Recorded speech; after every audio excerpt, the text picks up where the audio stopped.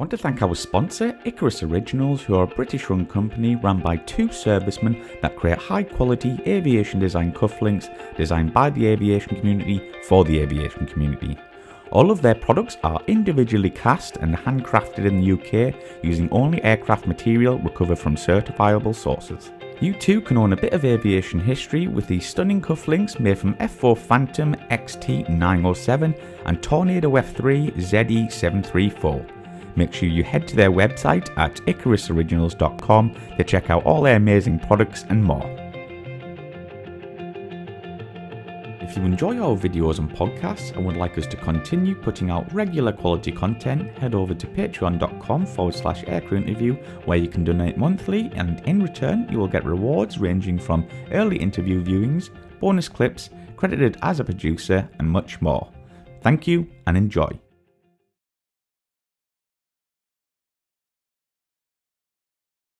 So David, when did you first become interested in aviation?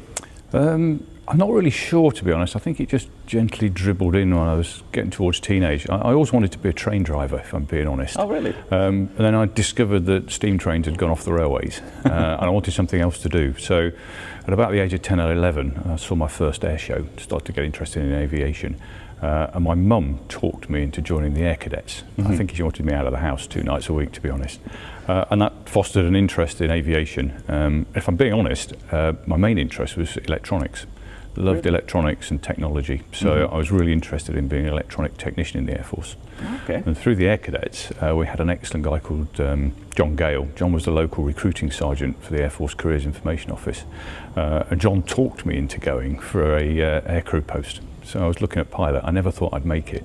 Went down to Biggin Hill as an air cadet and immediately got offered a flying scholarship at the age of 17. As a precursor to that, he talked me into started gliding, and that really got me interested in the flying side rather than just the technical side. I think that's the first time I've heard someone say they had to be talked into going for aircrew. Yeah. I just didn't think I'd be good enough, to be honest. Okay. It's something I'd never really done. I rode motorbikes, rode horses. Like the technical side of that, horses were horrible things. Motorbikes were far more predictable. Yeah. But I never thought I'd be good enough to be an aviator. I'd seen all the movies, watched all the stuff. But having then looked at it, started gliding, and I found I had a pretty natural talent for gliding, and then just loved it from there. Gliding licence at the age of 16, PPL through the Air Cadets just after my 17th birthday. So what year did you actually join the RAF, and can you tell us some of the aircraft you started training on? I joined in 1980, which is about 1,000 years ago now, I think.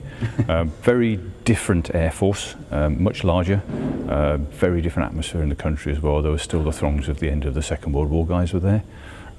Went through officer training and had about a 2-week hold, which I held down at Abingdon, where I got my first military flying, which was actually in the back of a Chipmunk. I'd help the Air Cadets go flying, and then every day go flying in a Chipmunk with some of these old guys. The guy that was the boss of the AEF at the time was an ex-World War II Spitfire pilot. Oh, wow. And his stories really got me into wanting to be a fighter pilot. So that's really where I started it all. A few hours Chipmunk, nothing really formal. And then I went straight to Church Fenton on the Jet Provost. Flew the Jet Provost 3. It's about a year-long course, JP3 initially and then the 5. At the time, everybody was destined for fast jet. So we were all pushed towards fast jet, and only if you didn't make the grade did you actually go to another stream.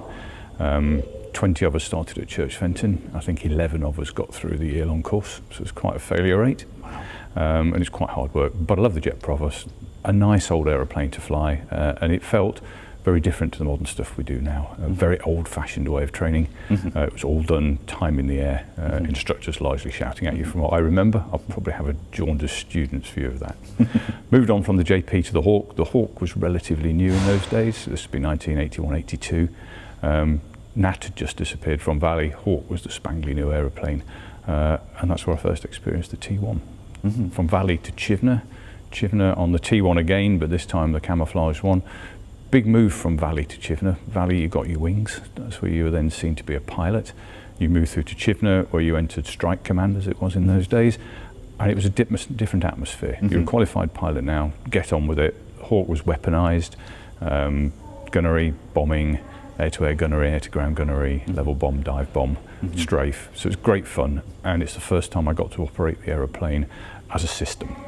Really enjoyed that. And then moved on there to the F-4. So I joined about a month after my 18th birthday, and my 21st birthday was about 3 weeks before I started flying the aeroplane. That's it's crazy, isn't it? But obviously we're here to talk about the F-4.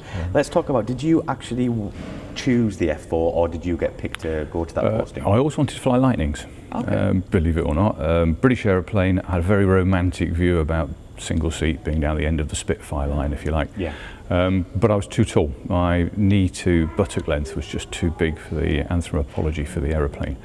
So I couldn't fly the Lightning, and the F-4 was always going to be my second choice anyway. In hindsight, I very quickly fell in love with the F-4, and I'm very glad I didn't end up on the Lightning. More competent aeroplane, great fun to fly, absolutely great fun to fly. And having a nav, particularly in bad weather, complex environments, made a massive difference.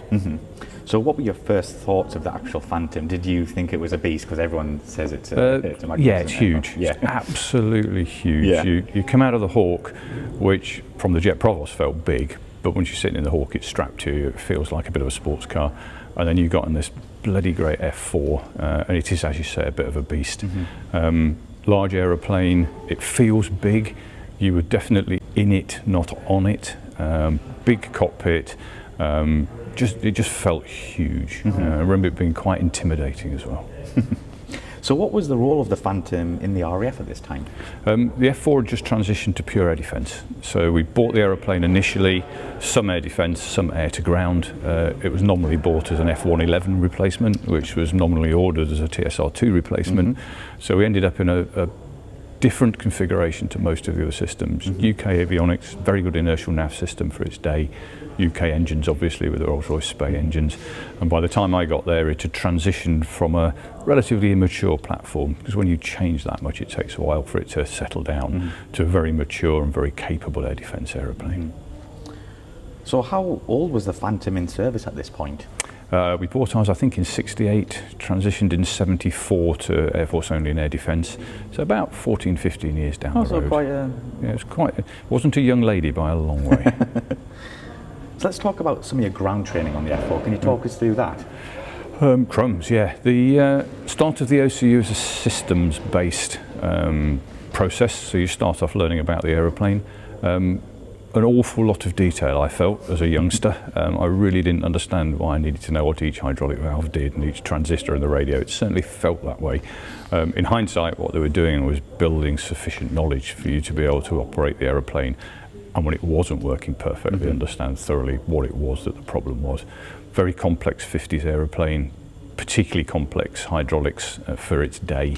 So understanding the system and the various systems and what they meant when there was problems was really important. From there, we transitioned from pure technology, if you like, the technical side, into learning to fly the aeroplane. Basic principles were followed by simulation. For air intercept radar work, there was a pure air intercept simulator that you worked out your intercepts without the complexities of driving the aeroplane. To learn to fly it, you then flew it in the sim, then you put the two together, and that transitioned into the flying phase on the OCU. Initial flying on the OCU was purely flying the aeroplane, but very quickly you came to flying the aeroplane and operating it as a weapon system. So was the simulator at this time useful? Because I've seen it, it doesn't look too sophisticated. Yeah, it was. The F-4 sim was actually very, very good. Hydraulic based, so it was a moving sim, which added quite a lot to the feeling of it. You could get disorientated in the aeroplane. You know, if it was moving, you could actually feel as if it was actually doing something to you, without G, obviously, which is always a telltale. By the time I took it, we'd lost the visuals. So the original simulator actually had a camera flying over a model landscape. That had gone by the time I arrived. So you had a whitened cockpit, and it was like being in cloud permanently. So there's a little bit of an art to getting airborne. They could project a simulated runway onto the screen in front of you, but it never really worked. So it was a bit of an art getting airborne and landing, because you really didn't simulate that particularly well. But everything else, it was a pretty good simulator. Most simulators don't really feel like the aeroplane. So it did have its nuances. If I remember rightly, it was incredibly hard to fly accurately. Which in a way is good, because if the simulator's harder to fly more accurately than the aeroplane, then the aeroplane itself feels a little bit easier. So did that knock your confidence a bit because you're thinking, I might not be doing this correctly, or did you already know the sim was like that? No, I think you just got on with it, to be honest. None of us knew better. So we'd never flown the aeroplane. We got in the sim, we assumed it was the aeroplane, and it was just incredibly challenging to fly. And actually the aeroplane, whilst not being as perhaps difficult as the sim to fly accurately, was a pretty challenging aeroplane to fly. So can you remember your first flight in the Phantom, and were you in the front or the back? Front seat. I think everybody remembers their first flight in aeroplanes. I remember the F-4, twofold really. The firstly, it's the first time I'd flown with reheat. So you rolled out onto the runway, selected 82% on each engine. If you used more, you would actually just drag the wheels down the runway. It was a pretty good power to weight ratio. Wow. 82% aside. You then let the brakes off, go to full power, which compared to the Hawk was a kick, so a bigger kick. And then you rock the throttles outbound. There's a pause of about a second or two while the reheat's lit, and you got another kick, and it was a head back type kick. And then you advanced them to full reheat, and then again was another more prolonged push, although if you did it fairly quickly it felt kick-like. And by the time all that had happened, you were miles behind the aeroplane on the first trip. I remember sort of getting to the point where you were pulling the aeroplane off the ground, still miles behind it. Interesting takeoff technique in that you kept the stick fully back in your stomach. So a little bit like an aircraft carrier takeoff. You ran down the runway, stick fully back. When the nose lightened and the nose wheel came up, you check forward to hold the takeoff attitude, and the aeroplane flew itself off the ground.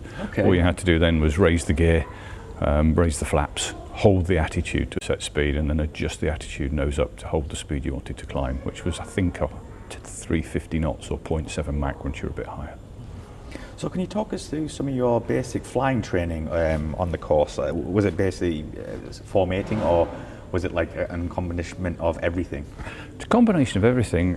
It still mirrors what we do today in all reality, and it also mirrored what we'd done at Valley. So you start learning to fly the aeroplane first, very straightforward stuff. There's nothing truly new, you're just doing it in something bigger, faster, more powerful, more complex.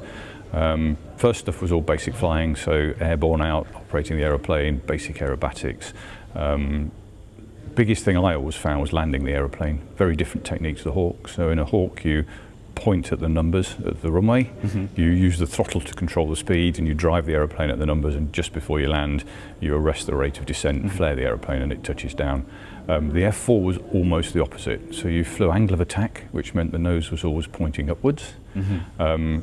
The speed was controlled with the stick, or the angle of attack was controlled with the stick, and then the power defined where you actually went. So you'd come around the corner with the nose pointing in the air and your backside driving itself at the numbers of the runway. So it's quite a different set of feelings and hand and arm movements to get the aeroplane to land. Once you'd learnt the basics, then you went off and started to learn intercepts. Very simple intercepts to start with, so just an intercept, 40 miles split normally. Drive two aeroplanes, one at the other. Initially, you'd always try and get just behind the other aircraft and roll out at a mile. And then as you work from there, you do attacks in the stern, attacks on the beam, and then attacks in the front sector, and then attacks in the front sector that worked out turning around to come back into the rear sector. All done at medium level to start with.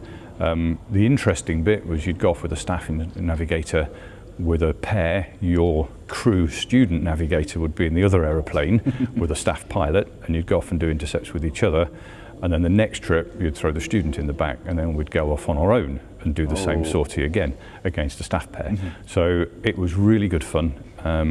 One of the memorable things was trip 2 in the F-4 with the student pilot, the student navigator in the back, was the 5th sortie you flew, and it was a full performance reheat climb to 40,000 feet, supersonic, and back home again. And it was just two of us in the aeroplane giggling most of the way, to be honest. It was fabulous. So yeah, you learnt very much to trust your nav, and flying with a student nav was really, really useful as well, because you had to trust each other, and it's very different from having a staff man in the back, where you always feel you can rely on them, to being on your own out there, sort of left on your own as a pair and working together. And is that trust built over time, or does it almost have to be instant because you're flying together as a crew?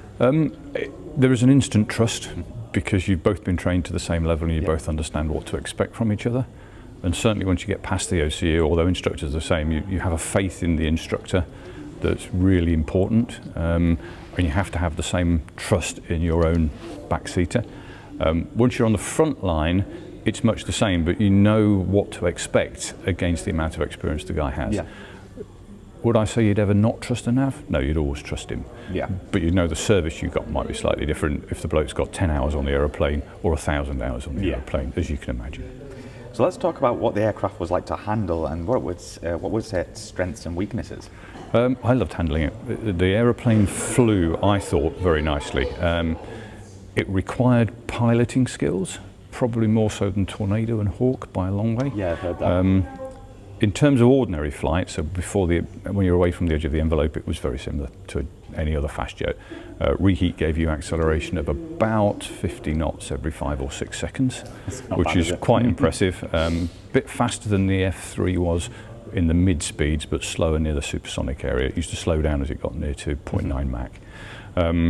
It was very heavy to fly, so it was a two-handed feel on the stick, particularly at speed. It had a field bellows system that meant the stick got heavier and heavier in pitch the faster and faster you went. Oh, really? So you'd end up using 2 hands. It rolled incredibly fast, not quite Hawk rates of roll, but for a big aeroplane it rolled extremely well. But the very powerful spoilers and aileron combination meant that at slow speed you got very marked drag from the down-going aileron, which meant that if you rolled left, the aileron went down, but the drag would make the nose go the wrong way. And the combination of that and the spoiler could be very uncomfortable. So when you were close to the edge of performance, you kept the stick in the middle and you rolled the aeroplane with the rudder. So you yawed it to the left. That made the right wing go faster and the aircraft would roll to the left. So it was an interesting combination of using all the Hawk skills you'd taught, flying the aeroplane very, very conventionally, and then as soon as you started to pull max performance turning, you'd stop moving the stick left and right and use your feet and move left and right. Yeah, it must be a take and some getting used to that. Yeah, it is. And it's affected the way I fly aeroplanes really up to this day. I use my feet a lot more than perhaps most guys do. To get the aircraft at low level to roll rapidly, if you just used aileron, it rolled fairly well. But if you kicked a boot of rudder as you put the aileron in, it would roll incredibly fast because that secondary effect of rudder in the Phantom was very marked. I used the same technique in the Tornado, which I'm sure you weren't supposed to, but that would generate quite good roll rates in the Tornado as compared to just letting the computer do it. So how did the F-4 fare in DACT against the types of the time? It was a competent and capable aeroplane, and it depended really on what you were doing in terms of DACT. So DACT has a variety of skills and areas. If you went full weapon system v full weapon system, it was probably, at the time I started to fly it through towards the end of the time I finished, around 1990, one of the better platforms. Two-man crew, particularly in poor weather, reasonably competent semi-radar active missile. AMRAAM wasn't around, so you were in a similar environment with everybody else. Much of the guys in Europe flying F-16s didn't have radar missiles, so the 16 updates of the 90s and the American C models hadn't turned up. So the F-16 was definitely a poorer partner. The F-15 was the A model, which had a non-digital radar, and again, one guy trying to operate the radar and fly the aeroplane, particularly in weather, meant the F-4 was very, very competitive. If you took away the radar missile head option and went to heat-seeking missiles and guns only, then the F-16 was without a doubt a more manoeuvrable platform. We used to fight Hawk quite often. Hawk used to come and do mixed fighter force ops with us, so we'd operate with them and against them as well. But you could hold your own with some of those guys, depending on the circumstances of the time, how good the pilot was, and how familiar he was with operating. With an F-4, if you entered a turning flight level with an F-16, you'd always lose. But we had 40,000 pounds of thrust, and an empty aeroplane was 34,000 pounds. So at mid-fuel weight, you had almost a 1-to-1 thrust ratio, which meant you could go uphill and go up fairly effectively and stay going up longer. So if you could get canopy to canopy with these guys and take them upwards, they'd often have to commit down first, which would put you behind them. So if you understood your aeroplane and you fought it properly, you were pretty competitive with virtually everything that was out there. So what kind of weapons could the Phantom hold at this time? We had Skyflash, which was semi-active radar. That meant once fired, you could manoeuvre the aeroplane away from the enemy, but you had to keep the radar locked and pointing at the aeroplane you were shooting at, which meant in reality you'd turn 50 degrees off heading. Right. The missile boosted ahead, but then had a fairly prolonged glide period, and it was relatively slow, so the different distance between you and the enemy at missile impact on a long-range shot, you were almost catching the missile up. But it was a competent weapon for its time, particularly good if you were in cloud, in typical Germany weather or Europe weather. It was effective. And then we had the Sidewinder AIM-9L version, which was a 360-degree capable Sidewinder heat-seeking missile. The aircraft didn't have a gun.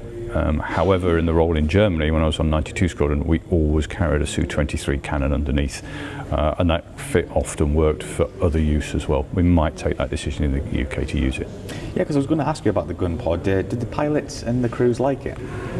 Yes, you didn't notice it was on the aeroplane, so you didn't notice the weight or the drag. It was 100 rounds a second when the thing had wound up. You could hear it and smell it. It was a pretty awesome piece. Really? Yeah, you could smell the cordite. It was not as much as a Tornado where the gun's further forward, but it was just a fantastic weapon to fire. And it had a magnificent noise. So can you talk us through the cockpit? Was it comfortable? Comfortable at a stretch is not the way I'd describe it, I think. It was okay. It was a big cockpit, plenty of room for a fighter, so you didn't feel too cramped, but no room to move around, obviously. You're strapped in. Leg room was okay for me. I'm a tallish guy. That was fine. You could move the rudders around. The bit that used to get me was the seat sat slightly forward, so you always felt you were doing this, just to give you the correct angle for ejection. It was actually angled backwards, but it felt you were slightly forward. I flew in the back a few times as well, having done gunnery stuff from the back, and that seat was positioned slightly further forward again.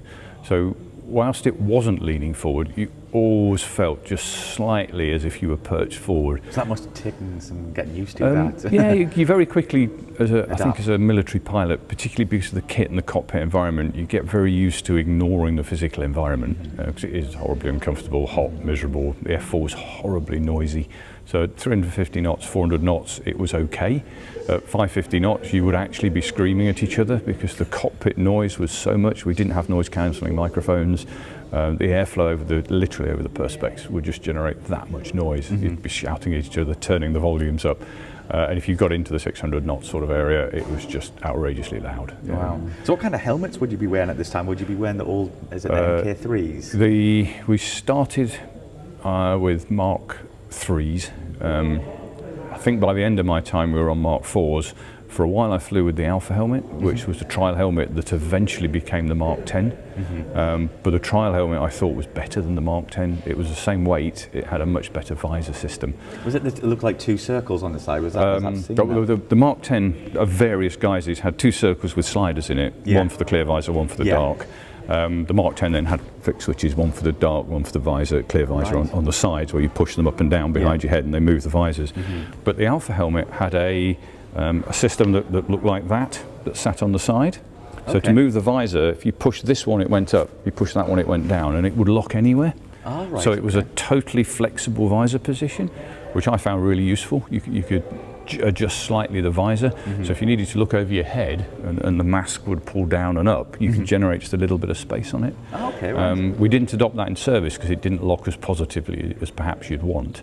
But that helmet I thought was better balanced as well, a fractionally different shell shape, which put a touch of weight behind your head. And it just allowed your head to be slightly more balanced than the G. The Mark 10 is not a bad helmet, and particularly as I've just come from Tucano, I've gone back to the Mark 4 and realised how uncomfortable and heavy and ergonomically unfriendly it is, with webbing, and the clear visor is always down, you can't swap them over. And the Mark 10 was great. So we flew all the way through the 80s with the Mark 4s. So let's talk about your squadrons. What squadrons were you based with, and was each one different, and did you have a favourite? Yes, definitely a favourite, and yes, they're all different. So I started with 29, which was a Remain at Coningsby. It was the only squadron on base apart from the OCU. I enjoyed my time on 29. I think everybody loves their first squadron. The squadron had a fantastic atmosphere. There were 17 living-in single guys on the squadron. It was almost an endless 3-year party. Flying the aeroplane was fabulous. We went to some great places, and the team that I was with were a really fantastic group of people. And that does, I think, one of the biggest things that stands out about Air Force careers is the people you meet and are with are fabulous. I hear that all the time. Yeah. I moved from there when 29 went over to the F-2 as it was in those days. Moved up to Lucas, flying the FG-1 out of Lucas with Treble 1 Squadron. I always thought Treble 1 was better than 43, although I'm sure somebody on 43 would say they were better than Treble 1. But I enjoyed the squadron. Probably better than my first squadron in terms of what we did and how much fun we had. I just don't remember it quite as rosy. Right. And the FG-1 was a slightly lighter aeroplane, so it was the naval aeroplane. It didn't have an inertial nav, so it was an F-4K, not an F-4M. It didn't have inertial nav. It had drooping ailerons and a slotted tailplane, and it gave you about 10 knots slower landing speeds. It was lighter, and it was, in a way, had a nicer feel. The slotted tailplane gave you a much better feel in pitch, and I quite enjoyed that aeroplane. However, up over the North Sea, intercepting bears on QRA without an inertial nav system, it was a very, very lonely place. Very lonely. So it was all done by mental agility and maths. Man in the back as the nav would be doing that. But the way we operated was, once we were using it as a weapon system, the navigator would be operating the weapon system and the pilot would be doing as much as navigation as he would. So you'd be up there in the Iceland-Faroes Gap, miles from anywhere, no external nav aids, and the only nav computer relied on the navigator, A, switching it on when we got airborne, and B, as we changed height and location. So if it was accurate to 60, 70 miles at the end of 2 or 3 hours, that was a good day. Then I moved on from Lucas to 92. 92 I think was my favourite squadron. Great squadron, again, a really good group of people, but the job was low-level air defence in Germany, operating out of RAF RAF, and that was just a fantastic job. 2 trips low-level around Germany, intercepting anything that turned up, sitting on cap on the North German plain, waiting for anybody in NATO to come through. But in those days, NATO's aviation by day was huge. You'd meet every nation virtually in the North coming through the caps. The way the setup was the non-air defence team, so the mud-moving team, would have fixed routes that they generally flew, clockwise or anti-clockwise, depending on the quarter. The air defenders would sit in the obvious places where you could practice intercepts with plenty of space, and we'd intercept whoever came the other way. Great training for us, great training for them, and great fun as well, without a doubt. Yeah, sounds brilliant. But you mentioned intercepting the Russian bears there, so you must have sat Q quite a lot. Do you have any stories about intercepting the Russians? I did quite a lot of Q. I seem to be I definitely wasn't the bear magnet, that's for sure. Very good friend of mine, Brian Bergen, before he'd even reached operational status on Treble 1 Squadron, had seen 10 bears. Wow. I did 2 years on Treble 1 and didn't see a single bear. I chased them around. They generally disappeared before we got there. Didn't formate? No. It didn't formate. What I did catch was some Mays, some of the anti-submarine warfare, Aleutian 18-based May aircraft. We played quite a game. You see a lot of it these days when you see in the press the flankers that the American F-15s have been trying to fly on the President's Defence Minister's aeroplane. The flankers have got in the way. Well, that's been going on since the 80s, certainly. The media go in shock about it, don't they? Yeah, that was just part of doing it. So we'd formate on the Mays. At the time, we were really interested in getting photographs of the aeroplanes and any weapons they might have, as probably we still are these days. So you'd formate on the May, you'd try and get just underneath, so if he had his weapon bays open, you could get photos of whatever was in there. They would play the same game in that they would slow right down, descend to low level, so it's hard to get underneath. They'd try and get in an operating regime that was very uncomfortable for the F-4, so anywhere below about 300 knots was uncomfortable, anywhere near 200 knots was extremely uncomfortable, and they could fly slower than that if they wanted to. So they would then get to low level, put you on the inside of a turn and make it really difficult for you.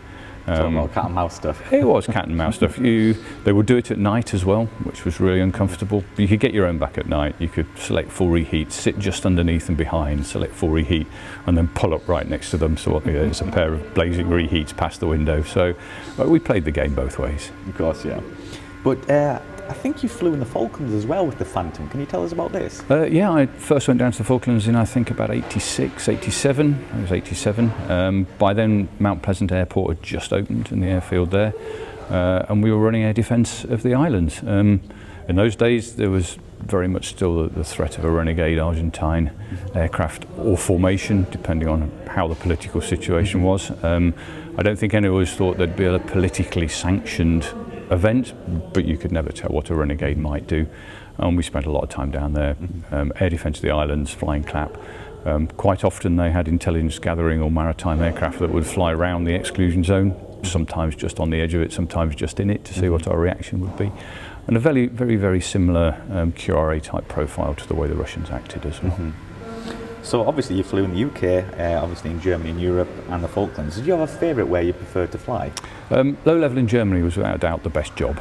The Falklands was quite good in a pure aviation term, in that there were no aerials, masts. It's probably the only place in the world where there's not a single person that ever phones up about and makes noise complaints. You probably enjoy it. In fact, the islanders used to bring up and complain if we hadn't flown over their house recently, just to make sure we were still there. Yeah, we did. Wow. I had several police. I was the boss there in the tornado days in the 90s, and occasionally people would ring me up and go, "Are you still there? Haven't seen you for a while." So yeah, very different atmosphere. I think most places you fly the aeroplane's great. They're all different and challenging, but the job, the number of aeroplanes and the busy operational environment of Germany was without a doubt fantastic. So do you have any memorable stories from your F-4 days that you can maybe share with us that stick out in your mind? There's probably loads, but one or thousands, none which I could probably repeat, to be honest. I will see how I think as we go. It's hard to regurgitate a story from cold, to be honest. I always find that difficult, but if there's a catalyst, it normally sits. I think one of the most interesting ones was summarising how NATO used to work. Germany at the time was going through an interesting change. So when I first arrived, we were still occupying forces, which was interesting, all back to the Second World War. Families were registered for evacuation on arrival. So my wife and family had numbers to be evacuated to the UK if the balloon went up. Every month for 1 week, the whole of NATO went on exercise together. So you might have a tactical evaluation at Wildenrath, there might be station evaluations at all the other stations. So you had a common air defence picture, a common state across all the airfields. And it was very much an operational focus.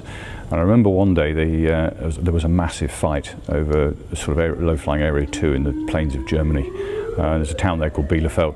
And I remember turning over Bielefeld where you were absolutely not allowed to use reheat at low level, with full reheat in, turning with a Belgian Mirage 5. And this Belgian Mirage 5 went down the high street at Bielefeld with the reheat in below me, and I was at 250 feet. And I'm fairly sure it'd broken a few rules. Anyway, we got back and the normal questions came in as you would expect from the German government. Our response was to analyse our information, brief everybody, go back with no, we hadn't broken any rules. Yes, we did use some reheat, but we'd got slow, which was acceptable to get the speed back. The Belgians answer was, we are occupying powers, we'll fly where we like. I like that answer. So David, how many hours did you get on Phantom, and did you enjoy your time flying it? I love the F-4, it's an absolutely great aeroplane to fly. I got 1950 hours, so 50 short of 2000, which was slightly irritating in terms of it would have been nice to get 2000 hours. But in the end, the F-4 was withdrawn from service. I left 92 when it closed. And in a way I was quite pleased because I left before the aeroplane was in its final stages. I left a squadron that was functioning fully, and a great squadron to be on. And it was a nice way to finish a career on the aeroplane before moving on to something else.